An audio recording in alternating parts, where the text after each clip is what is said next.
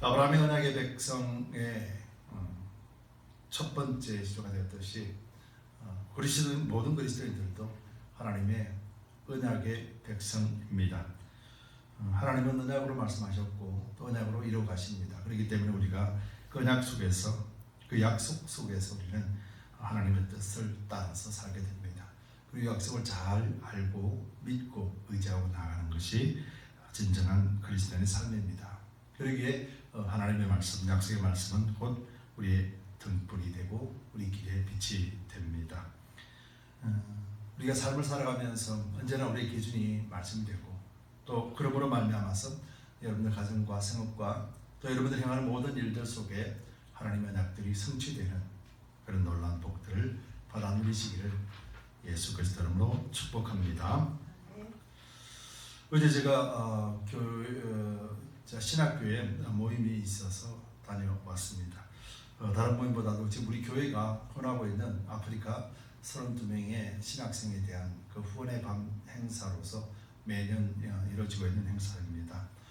어제 갔더니 이제 그 아프리카 32명에 관하여서 어떻게 지금 공부를 하고 있고 또 그들이 어떻게 사역을 하고 있는지 또 동영상을 보내와서 고맙다는 말과 그들의 사역 일지들을 이렇게 보여주었습니다.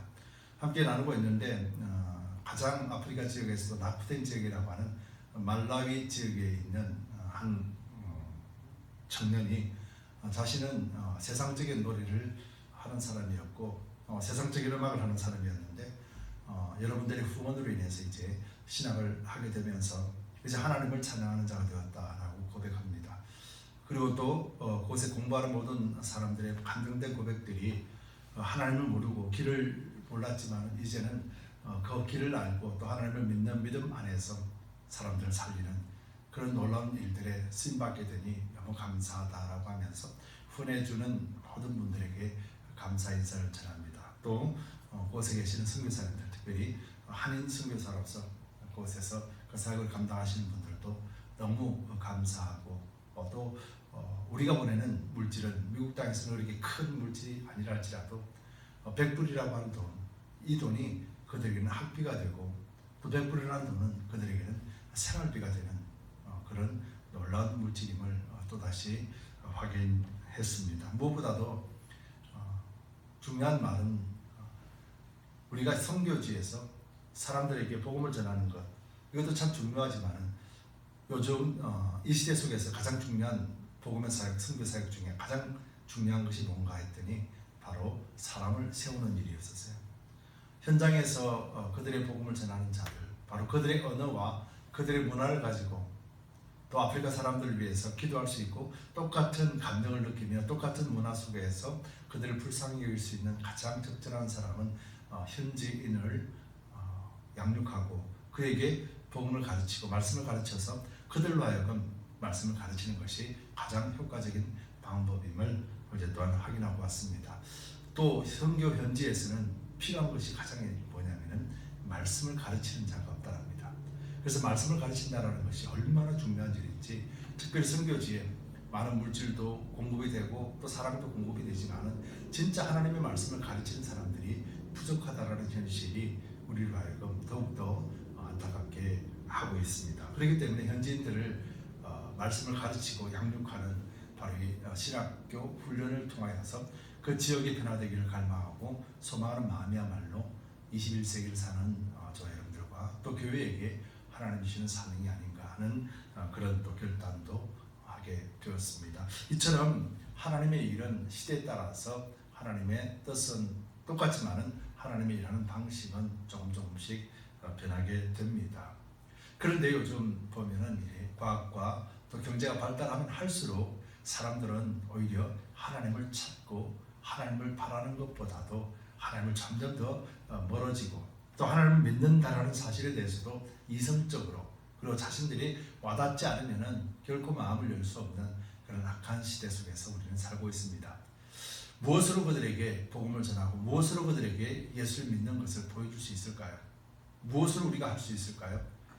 어떤 면에서 보면은 세상이 지금 교회 문화보다도 더 화려하고 더 감정적이고 더 감동적인 일들이 많이 있는데, 그리고 또 그리스도인들보다도 그들의 삶이 더 풍요롭고 더 행복한 것처럼 보이는데 과연 무엇으로 그들에게 지금 이 땅에서 그리스도의 복음을 전파할 수 있을까? 이런 질문에 대해서 교회는 참 많이 고민해야 될 것 같습니다. 왜냐하면 세상에서 안 믿는 사람들이 예수를 안 믿으려고 찾는 근거들은 그들의 입장에서는 모두가 타당하기 때문에 그렇습니다. 왜 믿어야 되는데? 왜 십자가를 믿어야 돼? 왜 십자가를 믿어야만 구원을 얻는다고 그래? 우리가 왜 죄인이야? 우리가 이렇게 살고 있는데 왜 우리가 불행한 사람이고 왜 이렇게 사는데 우리는 그것이 종말이고 우리는 지옥으로 떨어져야 돼? 왜? 뭐 때문에? 라고 하는 그런 질문들, 그런 의문들, 그런 것에 대해서 보면은 세상의 관점에서 보면은 대부분이 타당한 이유가 있는 거예요. 그들에게 있어서는, 그들의 입장에 있어서는. 왜냐하면 성경을 알지 못하고 성경이라고 하는 이 언약의 약속을 알지 못하기 때문에, 믿지 못하기 때문에 당연하게 그들이 말하는 것들은 그들 세상에서는 옳을 수밖에 없는 것이죠. 그렇다면 그들이 생각하고 옳다라고 여기는 것에 대해서 과연 교회나 성도들은 이 복음을 전하기 위해서 우리가 어떻게 해야 되는가?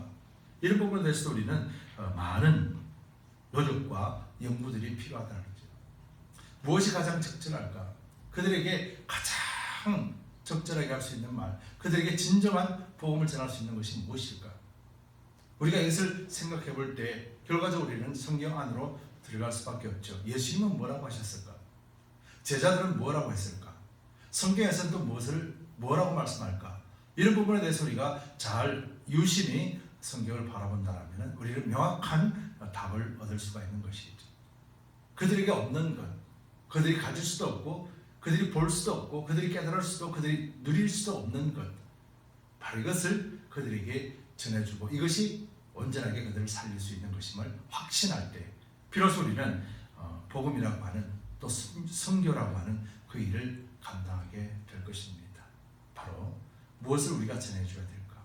또 이 부분에서 우리가 잘 알아야 되고 또 무언가를 전해줄 수 있는 유일한 사람이 누구인가? 라고 하는 질문에 대해서도 우리는 명확한 답을 갖고 있어야 되는 것이죠. 우리가 세상에 무언가를 전해줘야 되는 또 그러기 위해서 부름받은 사람이 누구인가? 성경은 명확하게 교회 공동체요 성도라고 말하고 있습니다. 그렇다면 저와 여러분들이 세상 사람들에게 무언가를 전해줘야 되는 유일한 존재들이라는 사실을 우리는 잊지 말아야 된다는 것이죠.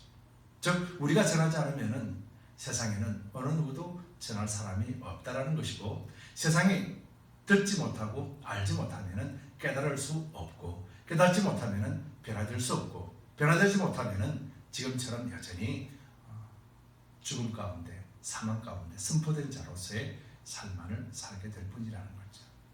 그렇기 때문에 오직 우리가 부르심을 입었다는 것이 무엇이고 왜 불러주셨는가에 대해서 우리는 잘 이해하고 그것을 받아들이고 또 삶을 통해서 이것을 나타내야 될 줄 믿습니다. 여러분, 예수님이 땅에 오시면서 시작된 사역, 성경 보면은 예수님이 땅에서 구제 사역, 특별히 병을 고치고 사람을 살리는 사역, 놀라운 사역들이 시작이 되었습니다. 그런데 또 반대로 보면은 예수님이 이제 오심으로 인해서 예수님에 대해서 반대하는 세력들이 일어나기 시작했다는 거예요. 이제는 하나님에 대해서 예수님에 대해서 반대하는 세력이 없지만은 예수님이 땅에 오심으로 인해서 비로소 예수님을 반대하고 또 하나님에 대해서 정면으로 도전하는 세력들이 일어나기 시작했다는 거예요. 여기서 다른 말로 표현하면은 이제 핍박과 환난의 시대가 시작이 되었다는 것이죠. 예수님 오심으로 인해서 이 두 가지가 한꺼번에 일어났었어요. 복음이 시작되고 생명과 빛이 권한이 시작되며 소망이 시작되었다면 반대로 예수님을 통하여서 그들 악한 세력들이 들고 일어나고 거기서 이 일에 분열과 파멸이 그리고 또 파괴가 일어나기 시작했다는 거예요. 이런 것들을 자세히 보면은 우리 신앙 안에서도 여전히 이런 것들이 반복되고 있음을 우리는 보게 되는 거죠. 특별히 오늘 본문 속에서도 이러한 사실에 대해서 주목하고 있는데요. 오늘 본문 고린도전서를 보면은 바울이 고린도 교회를 개척하고 난 다음에 참으로 열심히 사랑을 베풀고 그 속에서 하나님의 말씀, 복음을 전하고 또 가르쳤습니다. 그리고 바울이 있을 때는 그들이 정말로 하나님을 경험하는 것처럼 그리고 또 하나님의 말씀을 통해서 든든하게 세워졌죠. 그리고 이제 바울은 고린도 교회에서 자기 사명을 다하고 이제 또 에베소로 넘어갑니다. 그리고 에베소를 통해서 에베소 교회를 개척하고 또 거기서 또 열심히 그리스도의 복음을 가르쳤습니다. 바울이 알고 있는 하나님의 말씀, 예수 그리스도에 관하여서 아주 가르치고 직접적으로 가르치는 그 에베소 교회는 또 너무도 성도들로 하여금 영적으로 자라나게 하는 놀라운 일들이 벌어졌습니다. 그리고 이제 바울도 어느 시점이 되어져서 이제 바울이 꿈꾸던 선교 여행, 제3차 선교 여행을 가기에 앞서 그래서 준비하는 과정에서 이 고린도 교회에서 이상한 소문이 들리기 시작합니다. 과거에 자신이 가르쳤었던 그 공동체, 하나 되는 공동체가 어쩐 일인지 이 분열이 생기고 깨어지기 시작했다는 소리를 듣게 되는 것이죠. 그래서 어떤 사람들은 베드로 파다 그러고, 어떤 사람은 아볼로 파다 그러고, 어떤 사람은 바울 파다 그러고, 어떤 사람은 그리스도 파다 그러고, 그 교회 안에서 이 부파가 갈라지면서 서로가 서로가 옳다라고 여기면서 깨어지는, 그래서 화합을 이루고 하나가 이루지 못하는 상황을 바울이 듣게 된 것이죠. 그래서 에베소에서 바울은 고린도를 향하여서 지금 자신의 심경을 고백하며 토로하며 이 고린도서를 쓰고 있는 것이죠. 그 내용 중에 하나가 뭐냐면은 하나님의 지혜라고 말하면서 예수 그리스도의 십자가를 통해서 우리를 구원하신 것은 세상 사람들이 바라보고 또 세상 사람들이 판단하는 기준에서 보면은 정말로 어리석은 일이다라고 강조합니다. 자신이 복음을 전하는 것이 다른 것을 전하는 것이 아니라 오직 예수 그리스도의 십자가 하나만 전한다라고 고백합니다. 근데 이게 무슨 말이니? 너희는 나는 우리 베드로 파다, 우리는 아볼로 파다, 아니야 나는 바울이 가르친 것이 맞는 거야, 바울 파다, 아니야 나는 그리스도 파라 라고 하는 이 일이 과연 무엇이 중요한 것이냐, 이렇게 하는 이유가 뭔가 라고 설명하는 것이죠. 그러면서 사람들에게 있어서 그리스도의 복음이라는 것은 참으로 어리석게 비춰질 수밖에 없던 것이다. 그런데 너희가 갖고 있는 이 복음이, 너희가 갖고 있는 예수 그리스도의 십자가가 얼마나 소중하고 중요한데 너희는 지금 안에서 서로서로 분파를 만들고 서로서로 하나가 되지 못하고 서로서로 화합되지 못하고 이렇게 깨어지는 일들만 반복하고 있느냐라고 말하면서 다시 한번 그 교리적으로 잘못되어 있고 또 말씀적으로도 잘못되어 있는 것을 향하여서 지금 사도 바울은 이 고린도서를 통해서 신앙적으로 또 신학적으로 정립해 주고자 하는 말이 오늘의 본문의 말씀 속에 포함되어 있는 고린도 전서입니다. 오늘 본문에 보면은 이 분쟁과 갈등 그리고 파당을 짓고 공동체를 분열하게 만드는 바로 그 이유가 다름이 아니라 분파되어 있는 바울파, 그리고 또 아볼로파, 베드로파, 그리고 또 그리스도파라고 하는 그런 자신들만의 종교 의식 속에 사로잡혀 있었던 것, 바로 이것이 교회로 하여금 분열되게 만듭니다. 그런데 중요한 것은 교회가 분열되는 그것이 끝이 아니라 교회를 통해서 세상으로 향하여 나아가야 되는 이 복음의 길이 막혀버렸다는 것이죠. 바울은 지금 교회를 세우고 성도를 세우는 이유는 다른 것이 아닙니다. 그들로 하여금 하나님을 보게 하고 하나님을 믿게 하고 예수 그리스도의 십자가를 믿게 하고, 그래서 예수 그리스도의 제자가 되어져서 땅 끝까지 이르는 그런 선교적 사명, 전도의 사명을 감당하기 위함입니다. 사도 바울은 교회를 세우고 그 교회로서 그냥 존재하는 것으로 끝나는 것이 아니라 그 교회가 이제 예수 그리스도를 향하여서 예수 그리스도와 함께 땅끝까지 이르러 주님의 명령을 준행할 수 있는 그런 믿음의 단계로 자라기를 원했던 것이었죠. 그런데 여전히 그 사실을 뒤로 한 채 서로가 옳다라고 여기는 그런 분열 속에 있었던 고린도 교회에 대해서 지금 바울은 책망하듯 그렇게 말하는 것이죠. 그러면서 이제 그리스도의 복음, 이것이 무엇인지 명확하게 그들에게 전파해주고 있는 것이죠. 예수님의 십자가가 무엇이니?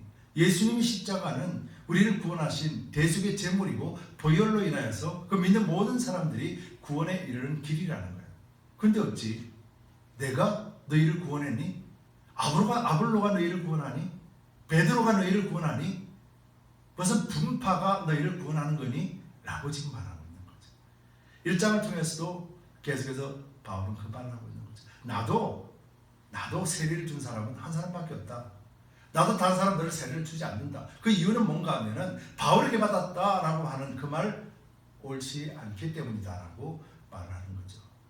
그러면서 이제 예수 그리스도의 십자가는 어떤 것인가? 라고 표현합니다. 사람들의 눈에는 이 십자가가 미련하게 보이고 또 그리낌이 있는 것으로 보일 수밖에 없다는 거예요. 오늘 본문에서도 말하고 있습니다. 이 복음은 미련한 복음이라는 거예요. 바울의 표현에 의하면 지금 그렇습니다. 18절에 보면 십자가의 도가 멸망하는 자들에게는 미련한 것이요 구원을 얻는 우리에게는 하나님의 능력이 된다라고 표현합니다. 바울은 오직 관심이 예수 십자가밖에 없습니다. 바울의 관심은 오직 예수님의 십자가 대속으로 인하여서 구원받은 백성들이 바로 십자가 안에서 십자가로 말미암아서 구원 얻었음을 강조하는 것이죠. 바울이 그들을 구원한 것이 아니고 베드로가 그들을 구원한 것이 아니고 아볼로가 그들을 구원한 것이 아니라는 거예요. 근데 사람들은 우리 아볼로 선생이, 우리 베드로 선생이, 우리 바울 선생이 우리는 그리스도파라고 하는 이런 분파를 통해서 그 사람을 바라보고 있다는 거예요. 아니라는 거죠. 그러면서 오직 예수 그리스도를 바라보라고 말하고 예수님의 십자가는 오직 우리를 구원하신 것은 이 땅에 유일하게 하나님 주신 것은 예수 그리스도의 십자가 외에는 없다라고 말하는 것이죠. 그러면서 지혜가 어디 있느냐? 진짜 지혜가 뭔 줄 아니? 라고 표현하면서 예수 그리스도의 십자가를 아는 것이라고 표현하는 것이죠. 그래서 이 세상의 21절에 보면은 하나님의 지혜에 있어서는 이 세상이 자기 지혜로 하나님을 알지 못한다라고 표현합니다. 이 말이 무슨 말입니까?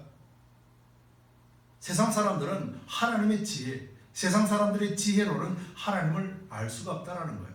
하나님의 지혜를 따라갈 수가 없다라는 거예요. 쉽게 말하면 완전하게 하나님과의 관계가 끊어졌기 때문에 세상에 어떤 지혜를 가지고 얼마나 똑똑하다 할지라도 하나님을 알 수가 없고 하나님을 깨달을 수가 없다라고 말하는 거예요. 바울이 지금 그렇게 얘기하는 거예요. 그렇기 때문에 예수 그리스도 십자가를 통하지 않고서는 하나님을 알 수도 없고 볼 수도 없다라는 거예요.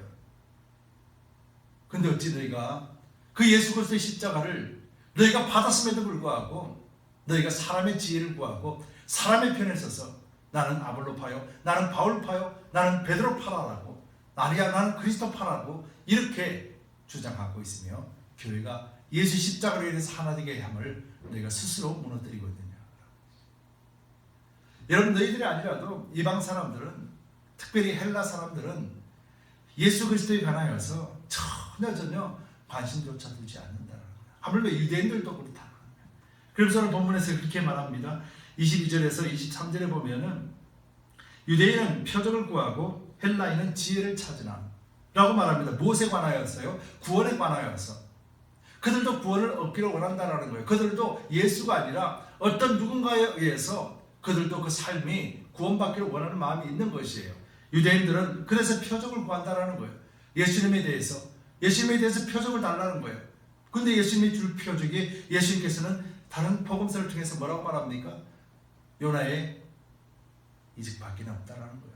3일 만에 예수님께서 부활하시는 것, 이것 다시 살리시는 하나님의 역사 외에는 내가 너에게 보여줄 표적이 없다라고 말하는 것. 즉 예수님께서 십자가에 죽으시고 3일 만에 부활하심으로 말미암아 모든 사람들에게 구원의 문을 열어주시는 것, 바로 이것인데, 근데 유대인들은 이 사실에 대해서 뭐라고 그럽니까? 그리낌으로 받는다는 거예요. 왜 그리낌일까요? 왜 유대인들에게는 그리낌일까요? 바로 십자가라는 것.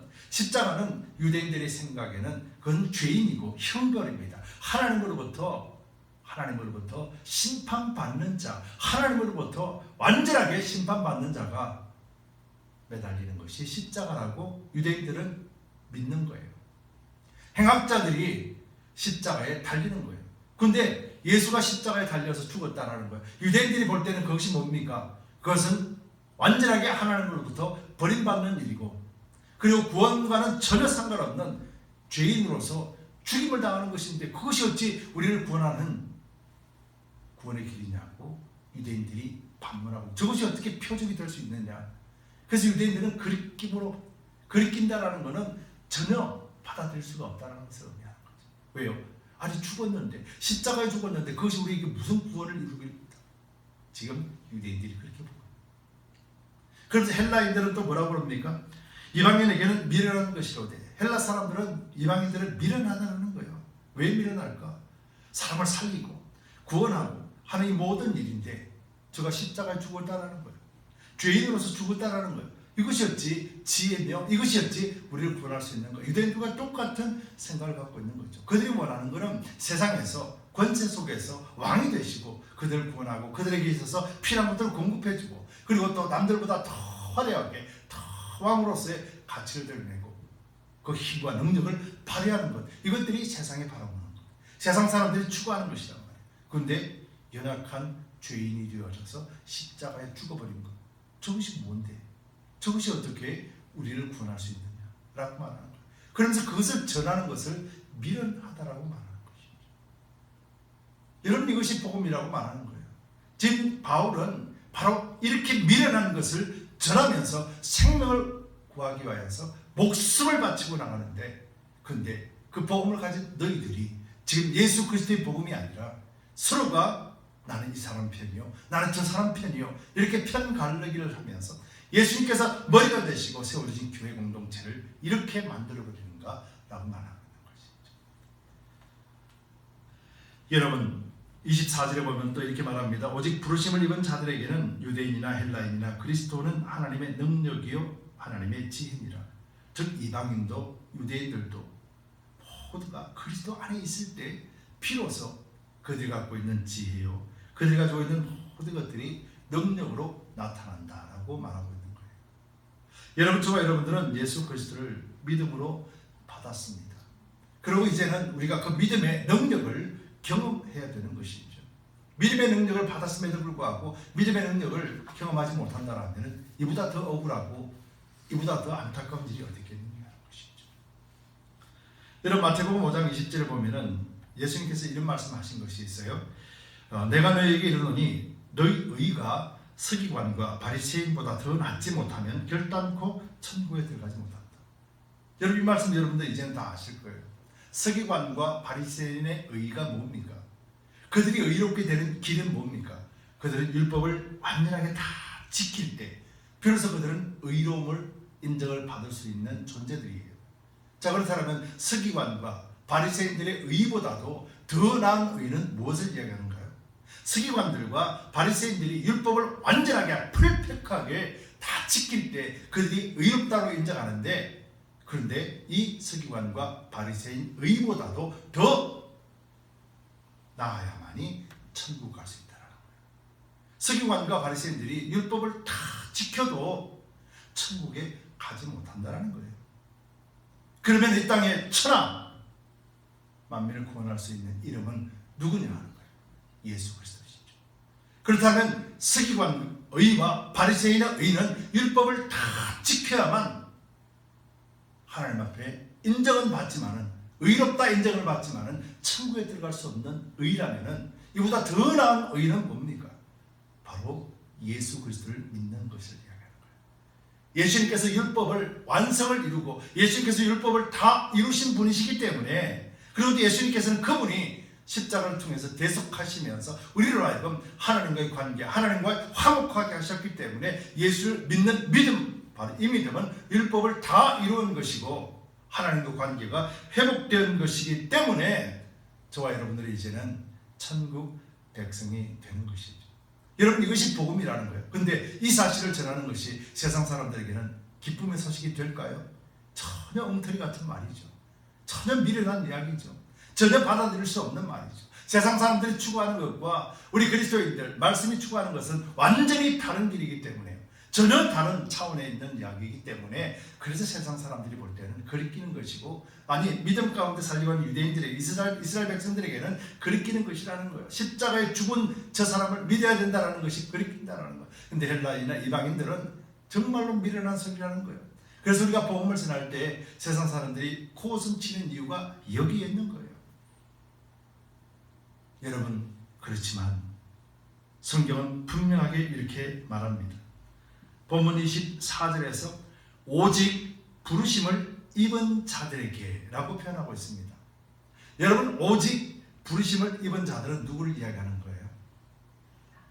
저와 여러분들이 예수님을 영접하고 예수님을 나의 구주로 영접한, 우리가 하나님의 백성이 되었고 하나님의 자녀가 된 것을 믿음으로 받아들이고 인정하고 사는 사람들이 오직 부르심을 입은 자들이라는 거예요.